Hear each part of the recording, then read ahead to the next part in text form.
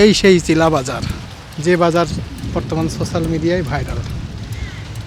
আপনারা তো বিলাইত সর্দারের নাম শুনেছেন, বিলাইত সর্দারের সেই বাজার চিলা বাজার। এখান থেকেই মহসিনুল হাকিম বিলাইত সর্দারের সাথে পরিচয়। এখান থেকেই মোটামুটি এই যে সুন্দরবন দেখতেছেন, ওই যে নদীর ওপাশে সুন্দরবন, এই বাজারকে নিয়ে অনেক সোশ্যাল মিডিয়ায় অনেক ভিডিও আছে, অনেক কিছু আছে। এক কথা বলা চলে বিলাইত সর্দারের বাজার চিলা বাজার। এখানে রবিবার দিন মাছের বাজার বসে, অনেক মাছ আসে, যে ছোটো ছোটো ডিব্বি দেখছেন এখানে মাছ আসে। আর এই দেখেন নদী, ভয়ঙ্কর নদী, নদী এখন জোয়ার আসতেছে বলে নদী খুবই উত্তাল। অবশেষে আমরা মংলার সেই ঐতিহাসিক বাজার চিলা বাজার এসেছি। আমি যেখানে যে অবস্থান করছি এটাই হচ্ছে চিলা বাজার। এই যে দেখেন চিলা বাজার। আমরা তো মহসিনুল হাকিম একজন বিশিষ্ট সাংবাদিক, তার নাম শুনেছি এবং বিলাইত সর্দারের নাম শুনেছি। এই বিলাইত সর্দারের বাজারই আছে চিলা বাজার, এখানেই আশেপাশে তার বাড়ি। এই বিলাইত সর্দার আসলে নাম করে একজন ব্যক্তিত্ব। আমরা আসছিলাম সেই উদ্দেশ্যে, কিন্তু সে অলরেডি ফোন দিয়েছিলাম, সে এখন সমুদ্রে আছে, অর্থাৎ সেই চর দুবলা নাকি দুবলার চরে আছে। তো সেই জন্য আমরা মিস করে ফেলছি, তারপর আসলাম। এসে আর কি করবো, তবে এখানে ব্যাকে মানে হতাশা নিয়ে ফিরে যাচ্ছি। এই যে আমার পিছনে দেখতেছেন ওই যে নদীর ওপাশে, ওইটাই হচ্ছে সুন্দরবন। আর এই বাজারটা হচ্ছে চিলা বাজার।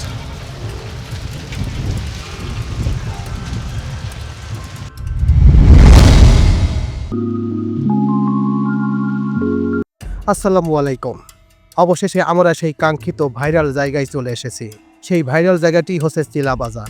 এই চিলা বাজারের নাম শুনলেই সর্বপ্রথম যে ব্যক্তির নাম চলে আসে সে হচ্ছে বিলাইত সর্দার, অর্থাৎ বিলাইত সর্দারের আবাসস্থান হচ্ছে এই চিলা বাজার। এখান থেকেই বিলাইত সর্দার আস্তে আস্তে এখন সোশ্যাল দুনিয়ায় ভাইরাল একজন ব্যক্তিত্ব। আর বিলাইত সর্দারের নাম শুনলেই সর্বপ্রথম যে ব্যক্তির নাম চলে আসে তিনি হচ্ছেন মহসিনুল হাকিম, যমুনা টিভির সাংবাদিক। তার মাধ্যমেই সুন্দরবন একসময় দস্যুমুক্ত হয়েছিল।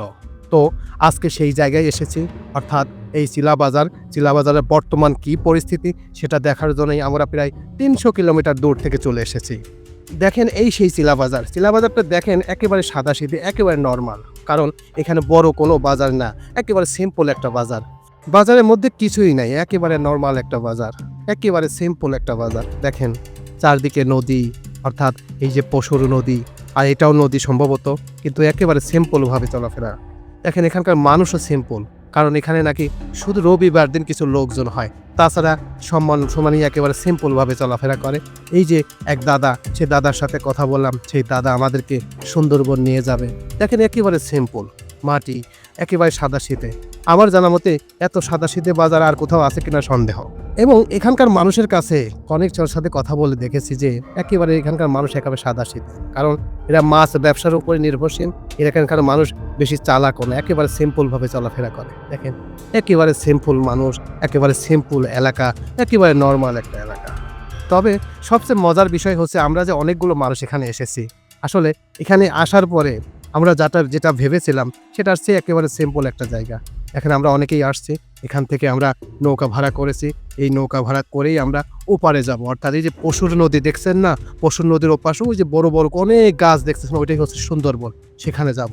অর্থাৎ আমরা তো একটা জায়গায় গিয়েছি, তো এখান থেকে যাব, দেখি এখান থেকে যাওয়ার পর কীরকম একটা রোমাঞ্চকর দৃশ্য হয় সেটা দেখার জন্যই আমরা সেখানে যাব। তো এই ছিল সেই চিলা বাজারের খুঁটিনাটি বিষয় সম্পর্কে কিছু তথ্য। আসলে চিলা বাজার সম্পর্কে কোনো তথ্য নাই, কারণ যদি বিলাইত সর্দার থাকতো তাহলে আরও একটু জমজমাট হতো, সে তো আর নাই। তাই এসে আর কি করবো, যে চিলা বাজার সম্পর্কে, চিলা বাজারের বর্তমান পরিস্থিতি দেখালাম। যদি ভালো লেগে থাকে তাহলে অবশ্যই চ্যানেলের পাশে থাকবেন। আর যারা এখন পর্যন্ত এই চ্যানেলটি সাবস্ক্রাইব করে নাই, অবশ্যই এই চ্যানেলটি সাবস্ক্রাইব করবেন। তো সবাইকে ধন্যবাদ জানিয়ে এখানেই শেষ করছি। আল্লাহ হাফেজ।